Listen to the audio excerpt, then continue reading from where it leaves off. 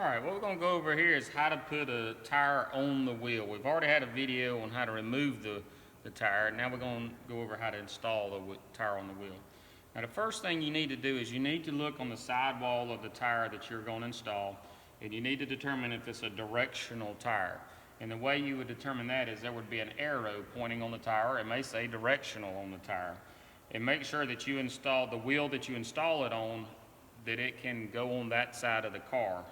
You basically could install two backwards and two forwards or what have you, but you need to keep track of that to make sure that you're installing the tire going in the correct direction if it's a directional tire.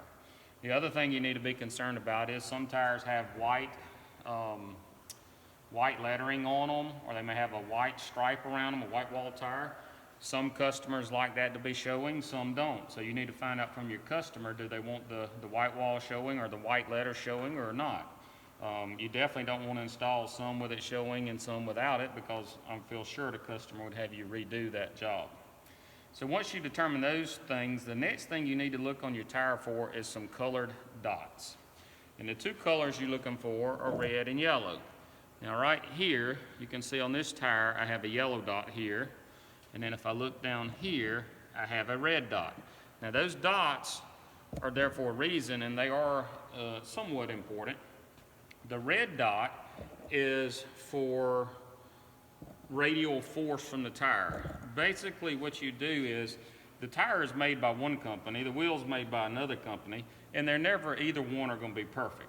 So the red dot basically lines up the low spot of the wheel with the high spot of the wheel to try to make the total assembly a better circle. The better circle it is, the smoother the ride will be. Now the yellow dot, on the other hand, that is used for weight. This tire, unfortunately, is not perfectly balanced as it's manufactured, so the yellow dot is for weight. Red dot, uniformity, yellow dot, weight. So generally what you need to be concerned about as far as lining those up to the wheel.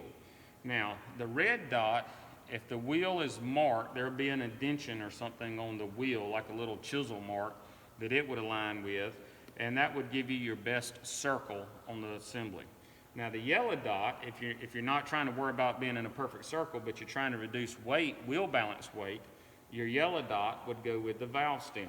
Now generally that's what I recommend doing, is just putting the yellow dot where the valve stem is. The valve stem is going to be the heaviest part of the wheel. The yellow dot is the lightest part of the tire. So therefore, after the tire is installed, you use less weights to balance it. The red dot, if you got the mark on the wheel, you could use that, but what I have found is over time the wheels get a little bent or what have you, and that's no longer the ideal spot to have the red dot.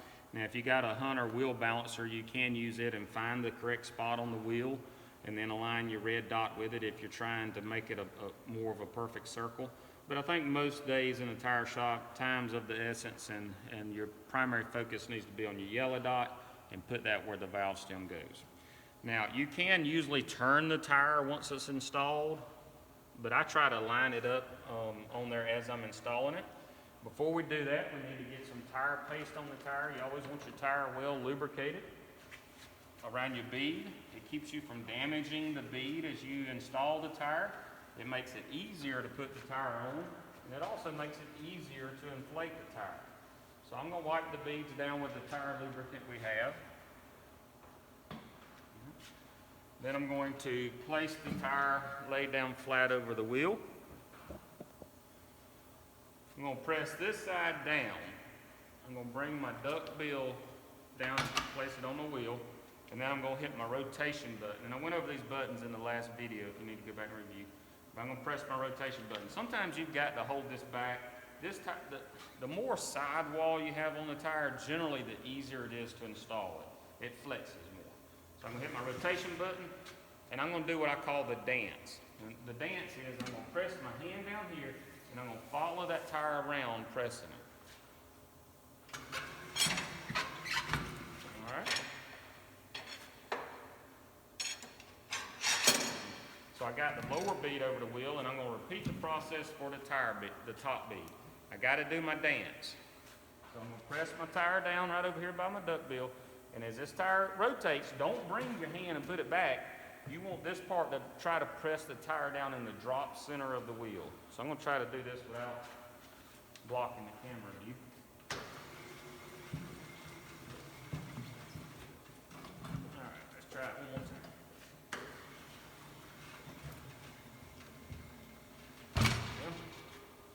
All right, so now my tire is on the wheel.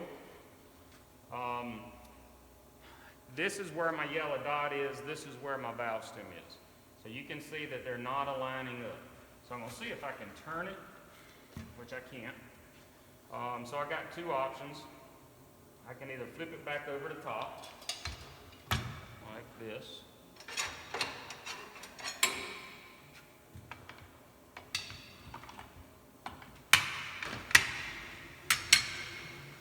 All right, so I pull my top bead up and I'm going to turn it and try to get my yellow bead lined up.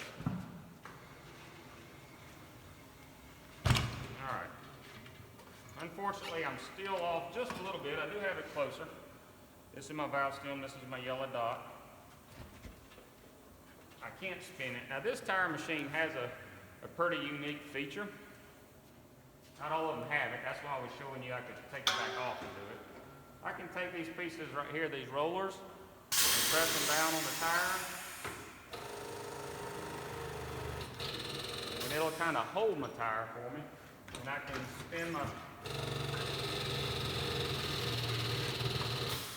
wheel back to line up my dot. So now I have my yellow dot lined up with my valve stem, and that will require less weight to balance the tire. So the next step is to inflate the tire. I do not have my valve core in there. If you remember from the previous video when we took the tire off, I took the valve core, that is that piece right there, I took it out with my valve core removal tool. So there's just an open port, so to speak, for air there. So I'm going to take my air hose off my tire machine, and I'm going to put that on it. And the first step I'm going to try to do, there's a button over here on the side. There's a button on the side. That's for shooting air in the tire. So I'm going to put my foot on it, and it's going to blow air down my hose. Now, this tire machine does not send a large volume. Now, when I do that, I'm going to take my hands and I'm going to pick up on the tire trying to seat the bead. All right, so that worked pretty good because this tire has a big sidewall. Sometimes that button down there, it has two steps. You can mash it another step and it blows out extra air under the wheel. I'm going to hit it and let you hear it. So that extra air can help inflate the tire. All right, so I want to seat my beads. I never want to exceed my pressure. That's the maximum for the tire. This tire right here is 80 PSI. And you'll hear a loud pop. Never, never, never stick your fingers in between the wheel and the tire before that bead seats. Sometimes it's a lot louder than that.